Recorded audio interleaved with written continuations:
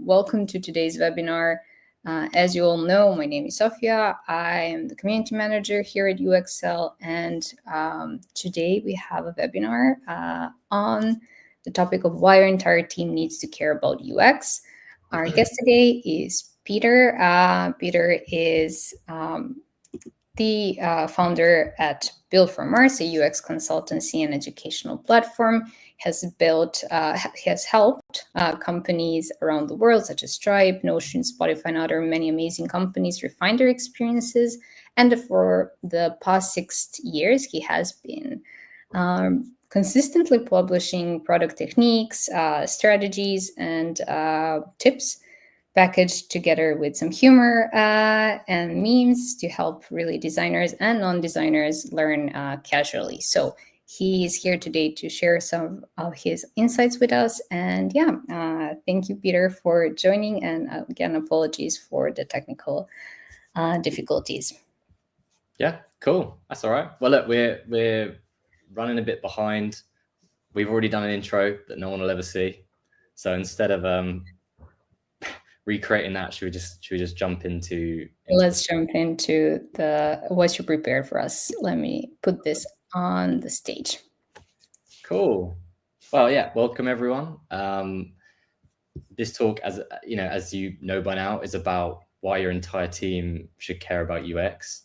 I'm going to keep this like a streamline. I was going to keep it short anyway, because like presentations are like generally dull, like all of them. So yeah, I'm going to fly through this. It's going to be like 10 minutes. I'm going to make some big, broad assumptions that are going to sound silly. And then we're going to have some questions at the end. So if you hear something that you don't agree with, or you wonder how you implement, like we'll get to that. You can leave comments like live. We'll come to them at the end, and I'll answer like as many as I can in the time we have. So I guess just an introduction to myself then, for anyone who doesn't know Built for Mars. So when I sold my fintech in 2018, I thought I'd come up with a new product to sell, and instead I ended up accidentally becoming a consultant, which I didn't think I would. But I basically became obsessed with how product psychology can have like an outsized impact on results. So instead of building loads of new features or doing like a crazy Jaguar style marketing campaign, how just changing like a few details, understanding how people actually use products like in the real world, what kind of a difference that can make. So I've been lucky enough to work with some of the best product teams like in the world. If you pick 10 of the best products you use every day, like I've probably helped half of them. I've tested the techniques we're going to talk about on like quite literally billions of users. So I've been super lucky to have that. And I guess the bottom line is that it really does work. So the vast majority of what I do is under NDA, obviously. But there have been publicly listed companies that have seen like between 10, 20% uplift in conversions from like a handful of really dumb changes. And I say dumb, not because they're like, because I don't like them, but quite literally, they're like stupid changes that you would not believe made the difference. And I think that comes out in Built for Mars. So the whole reason I started a blog in the first place was I was testing things that I kept seeing work and that I kept wanting to like describe to people, and it was all under NDA, so I couldn't. So that's actually like why I started Built for Mars. And so that is what Built for Mars is. All of the techniques on there, all of the things that I'm going to talk about, I've tested before.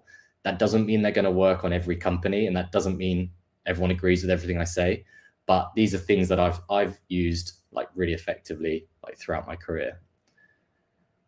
And so I've helped hundreds of teams like one-to-one, and these are already good product teams. So that is like a distinction to make. I don't fly into startups and make their company work. Like these are existing companies who have great products that people love, and I can help kind of move the needle a little bit. I've also helped like thousands one-to-many. And the one thing that I see all the time, especially in the like top tier tech companies, is that they all care about UX, not just the designers. And so that's really what I want to describe to you now, is why that makes a difference. Like, you're probably a self-selecting group of people that already care about UX. So hopefully some of the stuff today will help you convince like your bosses or whatever, or whoever makes the decisions, to also care. This is like an example that is like the smallest example I could think of. It's just like designing a button. So imagine like a core team, so PM, design, dev. The PM, the project manager, would say, we need a button to save an item to like a library, for example. Now the designer, what typically happens is the designer will kind of enter this hole of like, I'm going to live in Figma for about 5 hours, and I'm going to come up with either a button, or there's a design system where there's an entire page. But there will be a lot of thought that goes into following the design library, where it sits on the page, the CTA label, the icons used, like the hover overs, whatever. A lot of work goes into that. And then what they see is that dev ruins their designs. And that is something that like designers tell me all the time, which is, why can't the developers just build the stuff in Figma? Figma even has dev mode. And like, quite honestly, it is not laziness. And that comes as a huge like ego shock and surprise to designers who think that like other people understand why they're making the decisions they're making. And that is ultimately what it boils down to, is designers have, well, good designers have an appreciation for a bunch of different techniques and things and why they work. And outside of that sphere, it's really easy to forget that other people don't also think the same way. And so you end up with a button here, different CTA label, different rounded corners, whatever, slightly different. Now, the thing is, a shared language can level up your entire team and unlocks your best ideas. So these are kind of the 3 principles that I'm going to talk about today, but they are ultimately like 3 major benefits as to why it will make such a difference to your design team if everybody around you has also an appreciation for what you do. Now, when I work privately with companies, this is actually like what I do. So I help connect the dots. There are obviously like business metrics that get improved, but actually a lot of what I do is trying to like pull over the developer of a team and say, hey, like, here is something here's a problem. I've usually wrapped it in a meme just because people enjoy them, and it kind of desensitizes people to like the problem. It makes people like think about what they're actually looking at instead of being offended. And then you can connect the dots between, oh, that's why people on like mobile devices are finding this really hard to use. But you can do that yourself. You don't need to hire someone. And there are lots of, and like at the end of this talk, I'm not selling you anything, just to be like super clear. And there are a bunch of other resources, including Uxcel, that do this really, really well. And so fundamentally, why should you bother trying to do this? Well, let's talk about a shared language. So these 3 bullets are like roughly the same, or in other words, you can interpret them the same. They're not one for one. But when I talk about something like cognitive load, it may also manifest as, I can't be bothered to do this action, or from a customer research perspective, our customers skip most of our onboarding tutorials. Now, the real benefit of being able to label something as cognitive load, as like an example, is that it gives you a way to frame and address a directional problem. And by that, I mean, it's like super difficult to measure something like cognitive load. You never get like a score, like this is 70 out of 100, load level or whatever, right? Like instead it's directional. Something is feeling difficult, or it is getting easier, or we are reducing the amount that people have to think to use this thing. And by giving people like a shared language, you allow this communication that like is like quite literally game changing within the like product tool you use. So if you start labeling things, you're actually like identifying the problem in a way that you can then talk about later, as opposed to just like, no one writes product tickets. Like, I feel tired when I'm writing my name for the 2nd time because it just sounds so stupid. But when you label it in a way that everyone understands, you can kind of like gather around that problem, if you see what I mean. This also means that people in user research can ask better questions, and QA testing, they kind of have the label they need to identify, does this fix do the very thing we wanted it to and the thing we heard from the users? So shared language, super useful. It also levels up your entire team. And I guess like I was trying to think of a way to describe this without droning on for too long. And the best way I can think is, imagine if you lived in some like Black Mirror style world where everyone walked around with like video game levels, right, for everything. The truth is, like, your designers may be a 70 out of 100, but there will be people in your core product team who are like level 4. And that just means that they're super specialist at one thing.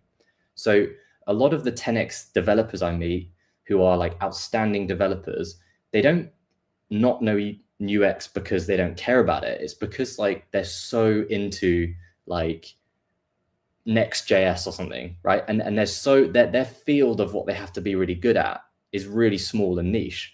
But actually, you can just like level them from 2 to 20 super easy. So I've put, it's easier to level up your entire team by 50% than to get your designers to dig their heels in. Now, like 50% super arbitrary value, could be way higher, could be, you know, whatever.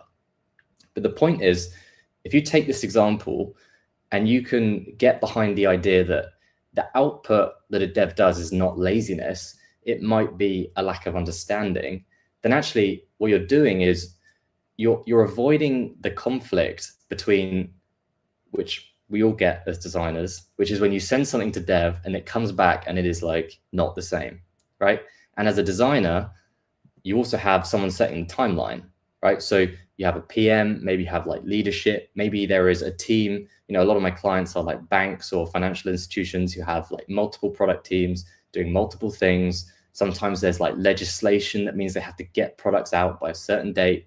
And the problem with all of this is at some point you're asking the designer or the PM to take the plate back to the kitchen and say, we're not going to give this meal to the person eating in the restaurant yet. You need to, you know, do X, Y, and Z, like the little Nando's flag or something, right? Like it's really hard for a designer to do that. And you're actually asking so much of them. So instead, by empowering, like getting the levels from 2 to 20 as like a just example, you know, you're empowering people to actually firstly get it right the first time, but also understand why things like consistency are so important. It's not that it has to be consistent because it looks nicer. It's consistent because it has a psychological advantage. And then when you end up in QA, you've also got that shared language. The QA will be able to understand like these two buttons are not the same, and that is a problem. And it helps frame for everybody, including the leadership, like this is actually an issue worth solving. Third one, so third part of the sentence, it unlocks your best ideas. Now, your best design ideas won't all come from designers, and you'll need everybody to be on board to execute the best ones anyway. By that, what I mean is, even it like UX is not just Figma, right? UX is a bunch of other stuff. There's how quickly a page loads, how does it feel when it loads? What's the page state between the two? Is there like a weird judder? How does it work responsively on like phones you've never used? And all of that will require buy-in from the entire team to spend your resources and spend your time doing those things. So when I look at the differences between the product teams that excel and are products that people genuinely enjoy using, these are companies that could release hundreds of features, but they don't. They release like 10 a year. And that is like so intentional. They're holding back good features because they want the ones they do release to be great. And so you need everybody to be on board with the decision that like quality is really important. So let's go back. So you got this shared language. You kind of need everybody from leadership all the way down to customer research. And by down, I just mean like the scale of when people interact. So from sales, customer research, to the product, to marketing, to, you know, leadership. Everybody needs to be on board with the fact that these small things make a difference, and we're going to use this shared understanding, this shared library of like ideas to really understand like what is it we're trying to solve this month or this quarter.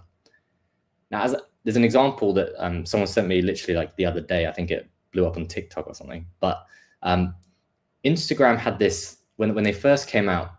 They obviously wanted the experience of uploading an image to feel magical.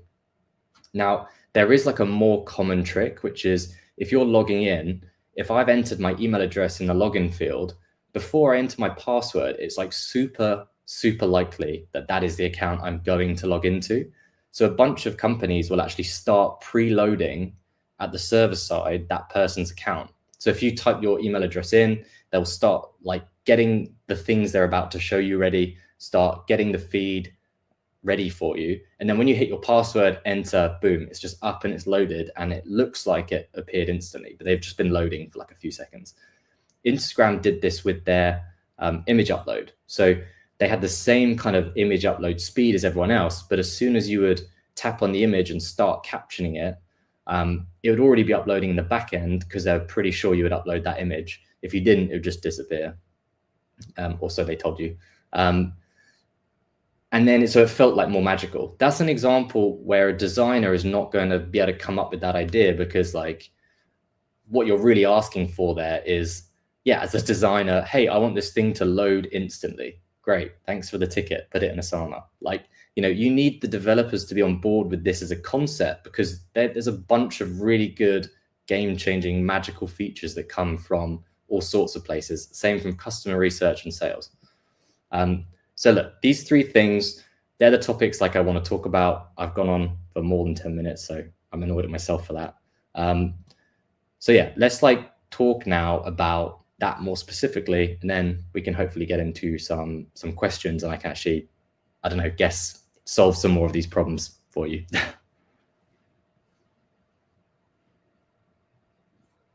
I think you're muted. No, I'm not. Thank you for presentation, and thank you for sharing those insights with us. We will talk a little bit about how teams can do this. So, what are some of the biggest challenges you've seen that teams face when trying to get everyone on board with UX?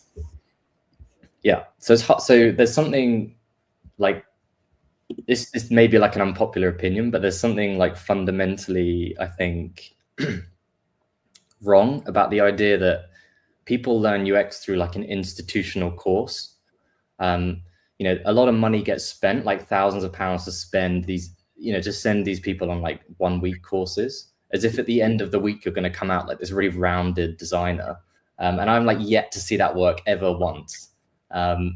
Instead, like I'm really a fan of how can you get the reservation for people learning about UX is that we make UX scary by making it sound like you need to know 100 things, but actually like UX can be really simple. It's the stuff that you're like, oh yeah, that makes sense. Like when I publish stuff and I read it back or I like talk to people about it, normally it's like, oh yeah, you're just saying the obvious, right? And that is because UX like is generally really obvious. So the hesitation, the main reservation that I get from companies is that they don't want to pay to upskill their entire team because they have a perception that it means, oh, they have to like down tools for a week or something, as opposed to being something, you know, which is why I'm a fan of Uxcel as well, you know, which is why something you can do more like passively, right? Something that you can do in small amounts of time to get level from, you know, like I said, 2 to 20 or something silly like that.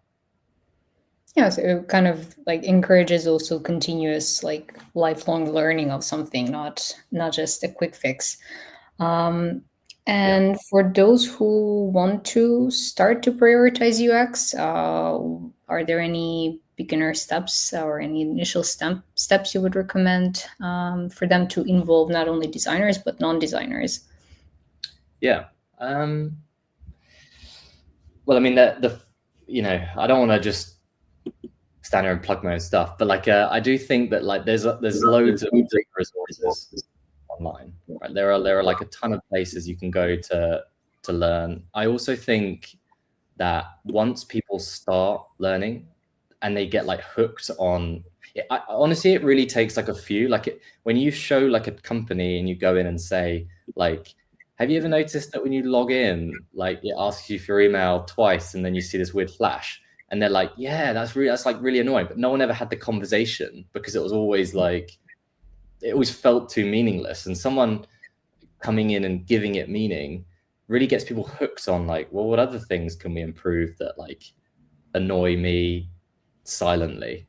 So I really think it only takes like a few articles, a few, exercises for people to realize why it makes a difference. So like what I enjoy doing is just sending like an article on like a team Slack and being like, hey, this is about a company similar to us, right? Like check this out, because like I promise you'll learn something. And that can get people hooked. But I am obviously biased. Like I'm the most biased person in this entire room. So I mean, sure, but still, it is a good way to approach, because what I have heard a lot of people have difficulties with is advocating for UX, like advocating for UX in their general process, but also when it comes to building a product, but also to like how do they explain why this is important. So I guess sending over an article or making a joke or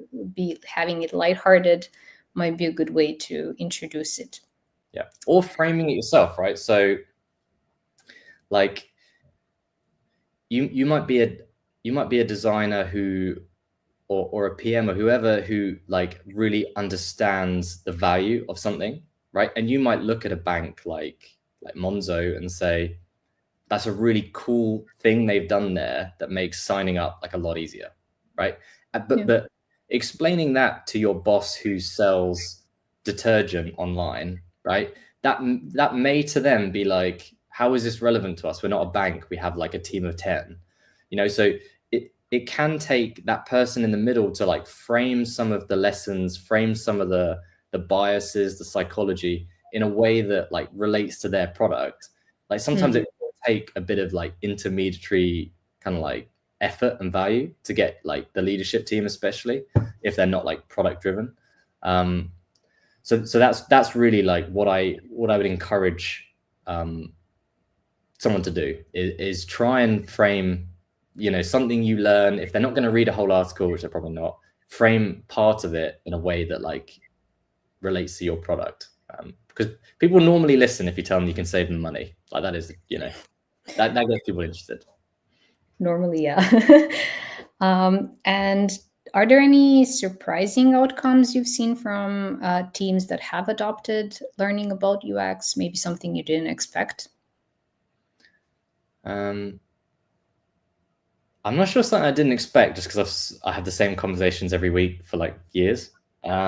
So it's like I've got a bad memory anyway, so I forget what like I wouldn't have expected. But I mean, what I think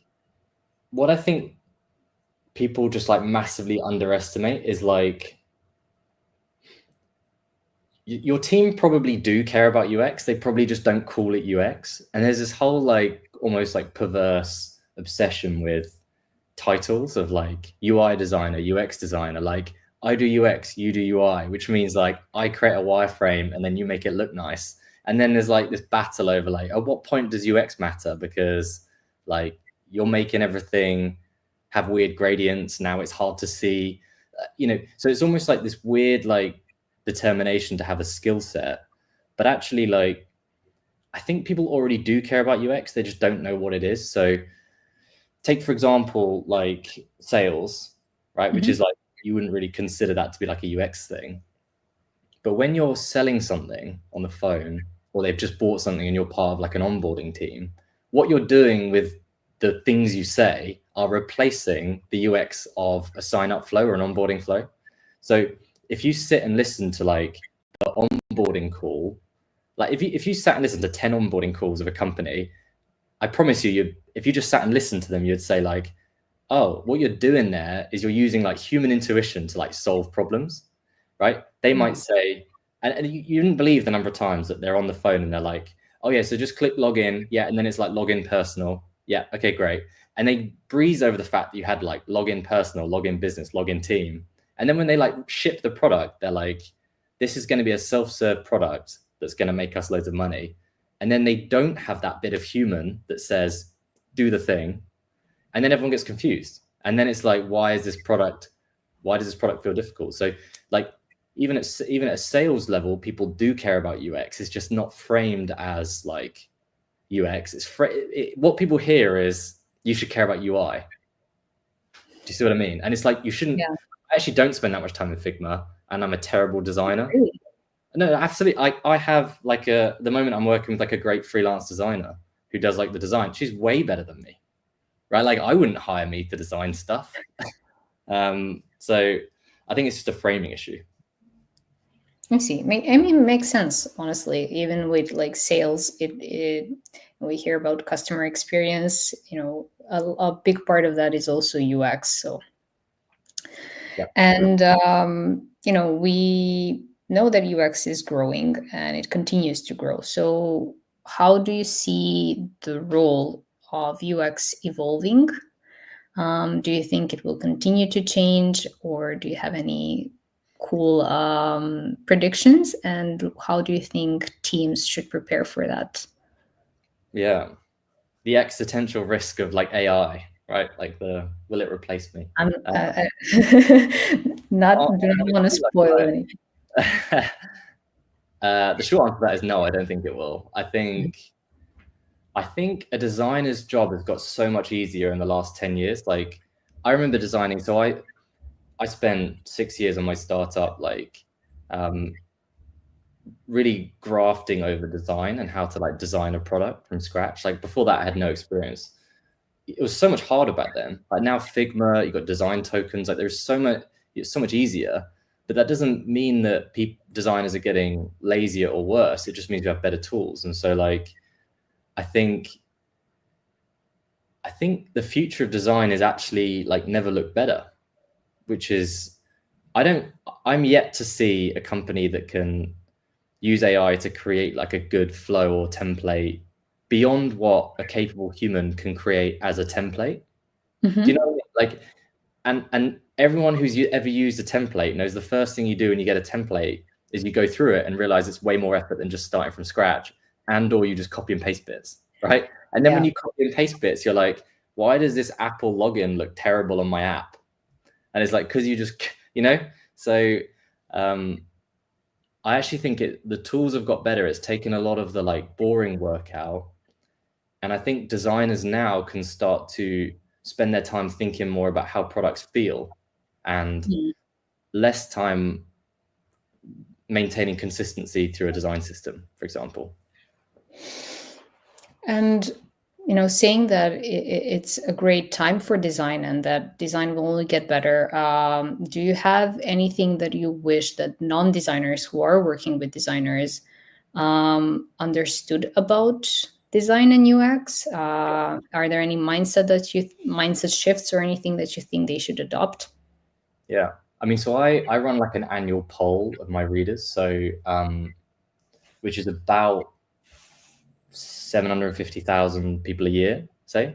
So I got a pretty good like sense of like who reads Built for Mars, and it's about 30% designers, right? So to put that in perspective, like the vast majority of people that read Built for Mars and that pay for Built for Mars in some instances are leadership. They're developers who really want to get ahead.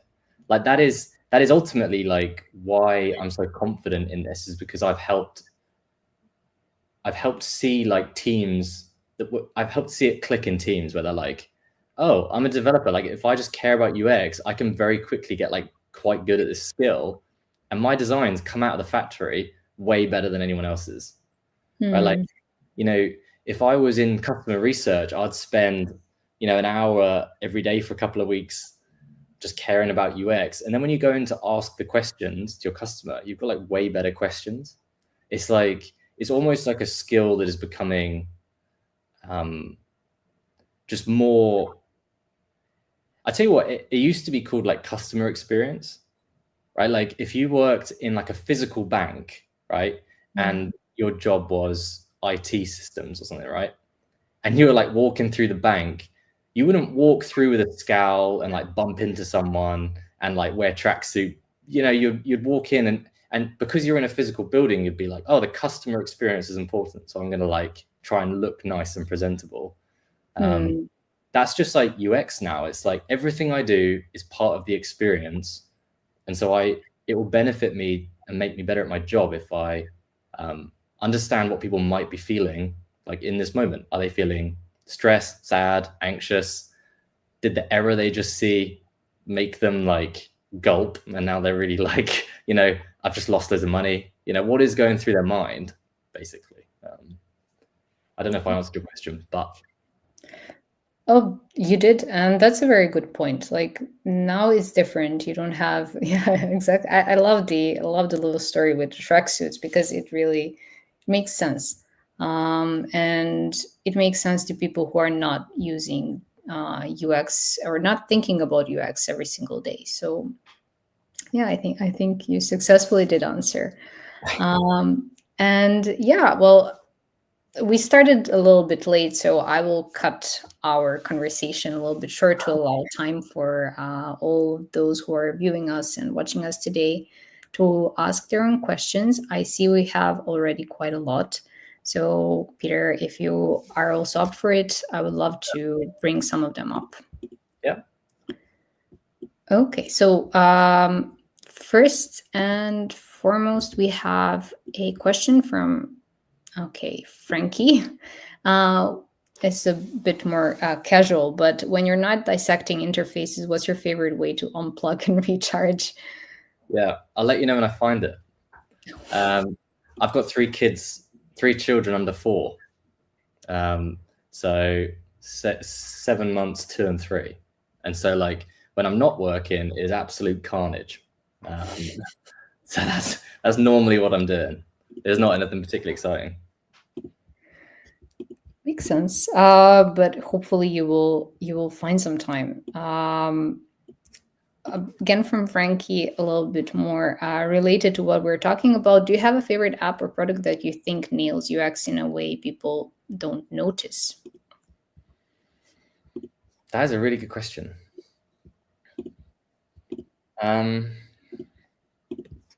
So look, there are some obvious ones like Duolingo, right? Is like obviously good at UX, or Airbnb, or you know, their companies that people like no brainer are great at UX. And I think this was why I started something which I call UX Bytes, which is like a silly name, but it's basically just like small moments of good UX, right? Because they do literally come from anywhere. I reckon I could pick up most apps and find like something that is notable. I'm not sure if there are any like, I'll have a think about that and I'll like interrupt myself later if I think of a good one.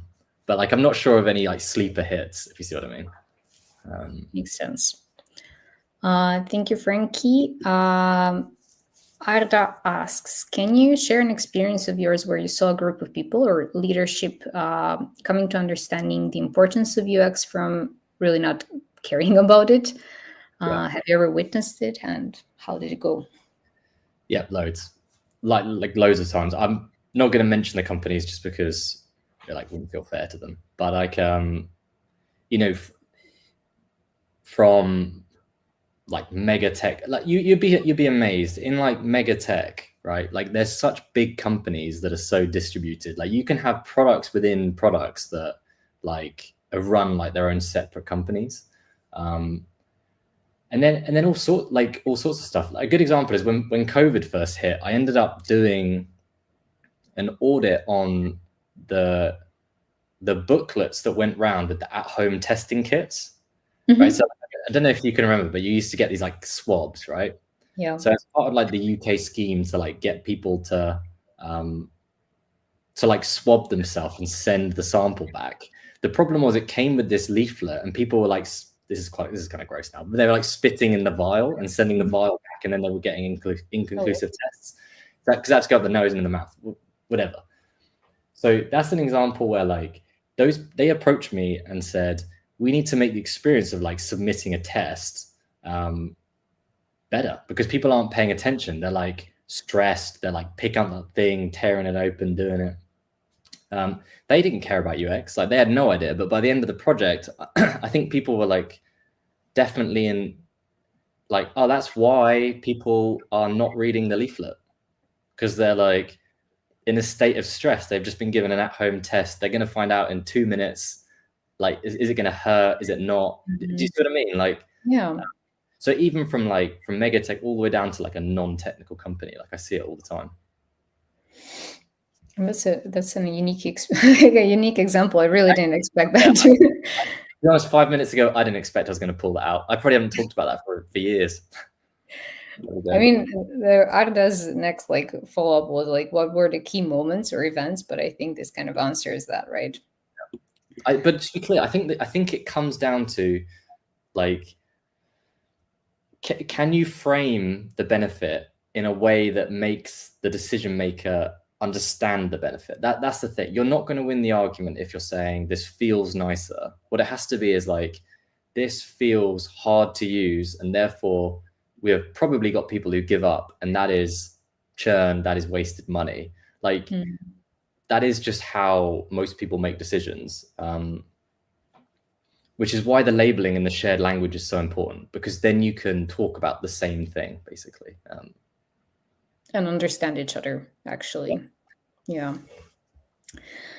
Well, thank you, Arda. We have Shako Designs. How do you manage a team where designers have different design styles and can't agree on one aspect? Well, how can you lead them to agree? So is the question that I'm managing the team and I can't get the designers to agree? Like, am I the CEO of the company, or? Let's see what Shako, if they are still here, what they mean. But I think how I understand it is like a general, how do you get everyone on board to agree on one aspect? Yeah, I mean, the short answer for that is they don't. Like, design, like, people don't agree on everything. But in terms of the design style, that is like the design style is usually a dictatorship, right? Like, people will have they will come up with the design style, and that is the design style, usually. Makes sense. Since Shako is not maybe not replying to us yet, or hasn't heard, there is a small delay, so he might be typing. But while that happens, I will jump into in the case when you're leading the team. Yeah. Honestly,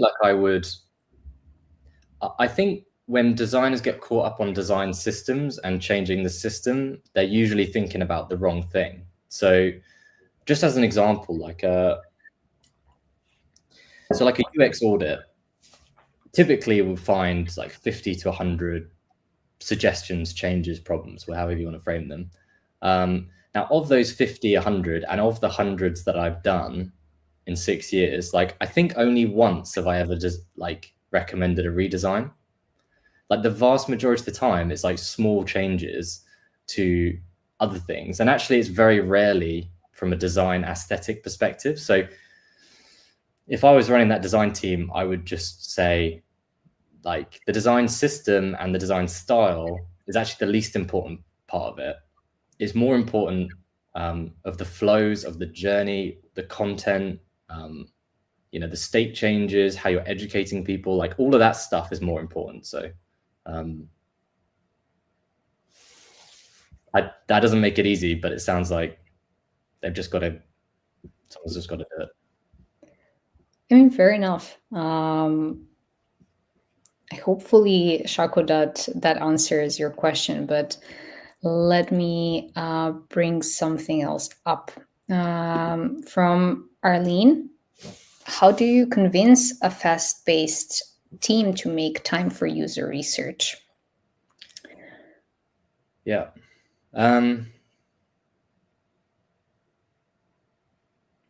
Again, like, framing is really important. I think personally, like, my my learning style is, I've never found like a course that works for me. I've I've always been someone who learns through like YouTube videos, but if they get boring, I get bored. And so like with Built for Mars, for example, like I use memes intentionally because I find it funny, and I also have to spend 2 weeks writing the stuff, and that makes me laugh. But like ultimately, it should feel enjoyable to learn, and it should feel like easy. So how do I convince people to make time for it? Like find a resource that is suitable for them. And some people would rather have exercises, some people would rather have videos. Like Built for Mars doesn't have any videos, so that's a massive flaw in terms of like lots of people would rather put on a video or a podcast and just listen. So maybe finding videos of UX would be a good example. I don't know of anyone that's done it like super well yet, but yeah. That is for learning more, or like educating more your team about the importance, right, of user research. Yeah. In that sense. So like a fast-paced team. So like as an example, like it doesn't need to take like honestly like 5 minutes a day. If you spent 5 minutes a day for a week and then had like a meeting the next week, I promise you, you'll have like ideas that are like, oh, we should try do this thing, right? Like it really doesn't take long at all. So I just think it's daunting, the idea that you have to like spend money on a course and then you've got like a curriculum and you're doing like frameworks, and it's like, learn the curve framework, and then you're like, I'd rather just not. I'd rather not. Okay. Fair enough. Speaking of UX research, we kind of is becoming a topic in the comments, but how is your approach to performing DIY UX research and ensuring you're not only solving for personal biases? Do you think it's even possible to do this? No, it's not. I mean, so great question. Like I come into companies because I am unbiased and typically like, I don't have the baggage that came with certain features. I have this on Built for Mars, right? Like I have really good data on what people are doing, and I know there are certain people not reading certain things or doing certain things, and I don't have it in me to remove it because I love it so much, right? Like I have that, and I know that if I was advising me, I'd tell me to cut it, and I just don't. And that is what happens like to all companies. So I come in and I haven't got any baggage, and I can say like, hey, this sucks, even though it took you 6 months to build and one of your developers like personally did overnight shifts to get it out in time, like you need to remove it. And that is like ultimately what they should do. So I don't think it's possible to entirely remove your own biases, because I'm biased about my own stuff, so I have the same problem. But I think that's where like first principles approaches, which is like a buzzword nowadays, but like just trying to understand the problem you're solving can help, but like ultimately it's not possible to like remove it. Or at least I haven't. Maybe I'm just a flawed human, but like I haven't been able to.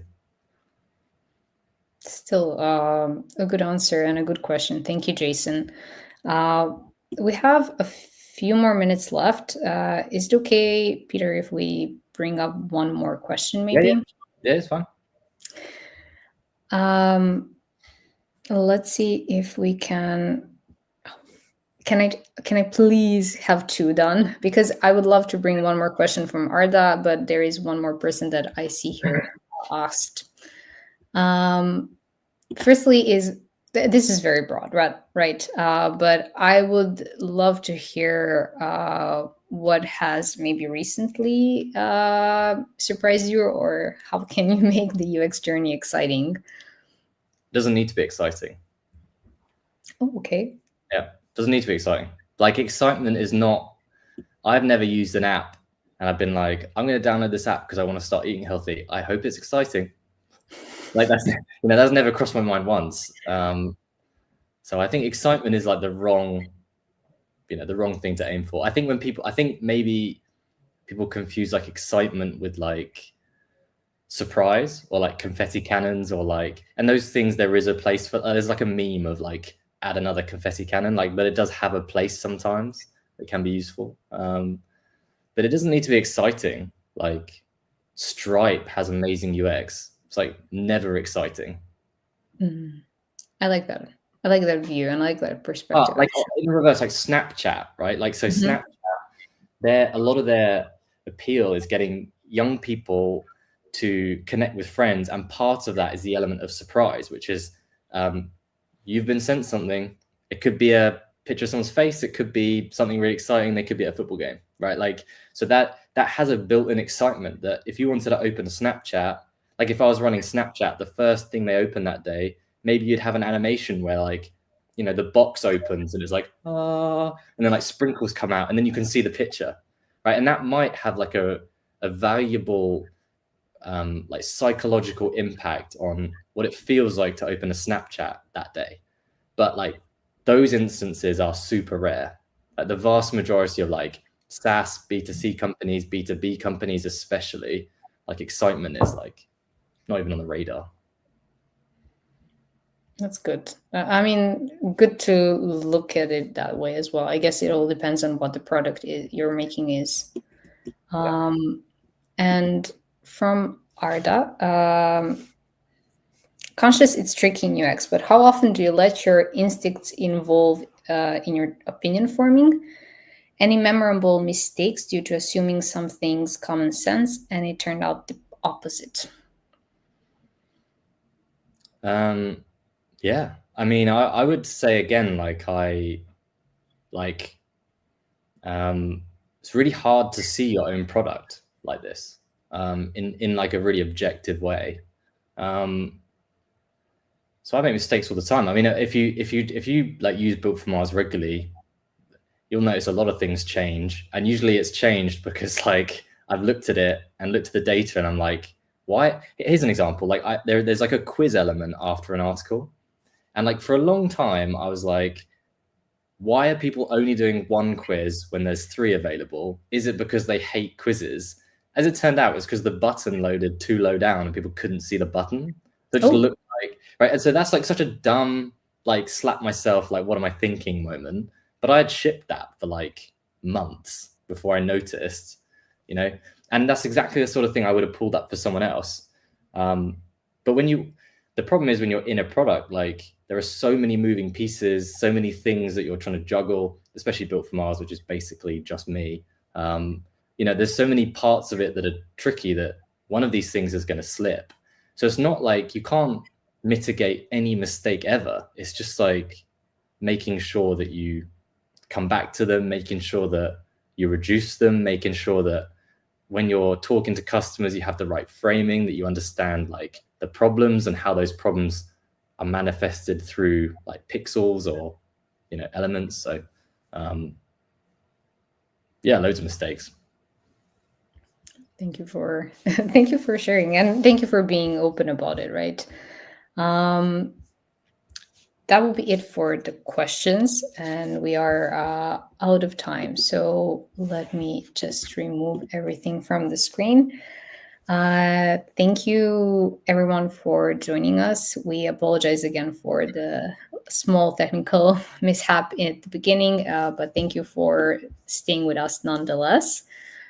Peter, thank you so much for sharing your time and your tips with us. Hopefully, this experience was good for you as well. For anyone who wants to leave us a feedback for the session, it would be awesome to hear. That's how we can make these better from you. Please expect an email from us in your inboxes. You will get the recording there so you can check back what we talked about anytime. And lastly, I believe, Peter, you have prepared a few words for the author here. So I will pass you along the mic again. Yeah, I haven't prepared a few words, but I mean, so a lot. I knew that a lot of what I was going to talk about was going to be like on Built for Mars. A lot of it is behind a paywall. Like I really don't want people to feel like I'm trying to flog something, because like this is the first time I've done a live Q&A, and I just didn't want it to feel like that. So with the team, there is like a team plan coming out of Built for Mars.